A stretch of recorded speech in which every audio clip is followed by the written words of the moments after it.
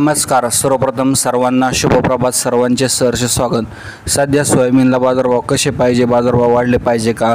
तर हो, सोयाबीनला जे कमीत कमी जर बघितलं तर जे 5,000-6,000 रुपये बाजारभाव मिळालाच पाहिजे. आपण बऱ्याच दिवसापासून जे आहे आपल्या चॅनलद्वारे मागणी करत आहोत की सोयाबीनचे बाजारभाव 5 ते 6,000 रुपये झाले पाहिजे. मात्र या नाकारा सरकारकडचे याकडे लक्ष नाही, निष्क्रिय सरकार आहे.